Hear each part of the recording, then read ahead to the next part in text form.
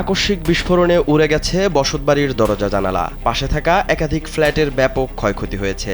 একই সাথে ৩ তলা ভবনে ভূমিকম্পের মতো কম্পন অনুভূত হয়। বুধবার ভোরে বরিশাল নগরীর ২৩ নম্বর ওয়ার্ডের দরগাবাড়ি মসজিদ সংলগ্ন এলাকায় বিস্ফোরণের ঘটনাটি ঘটে। এতে পুরো বিল্ডিং কেঁপে ওঠে।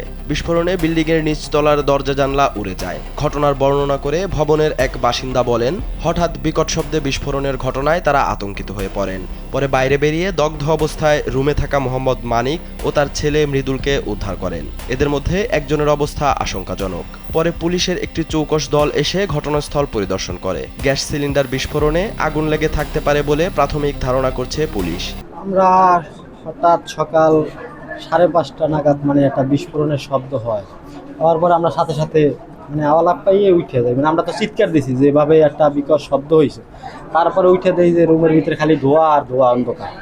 পরে এইখান দিয়ে যে সামনে দাঁড়ানোর পরেই দেখি যে ওই পাশের যে ফ্যামিলির যে মেম্বার, তার সমস্ত শরীর আগুনে দাউ দাউ করে জ্বলতেছে।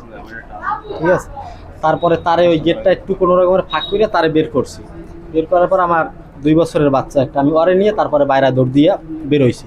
বের হওয়ার পর আমার ওয়াইফেরে বের করছি।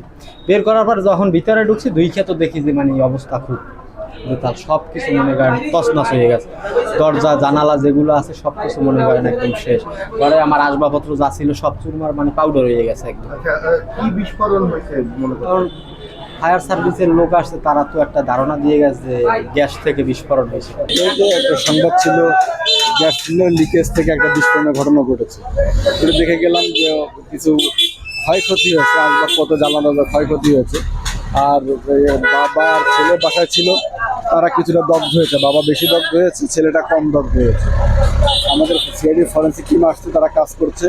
পরীক্ষা নিরীক্ষা শেষে বলা যাবে। আমি ফায়ার সার্ভিসের সাথে কথা বলেছি, তারা ধারণা করছে যে এটা গ্যাস সিলিন্ডার লিকেজ থেকেই বিস্ফোরণটা হয়ে থাকতে পারে।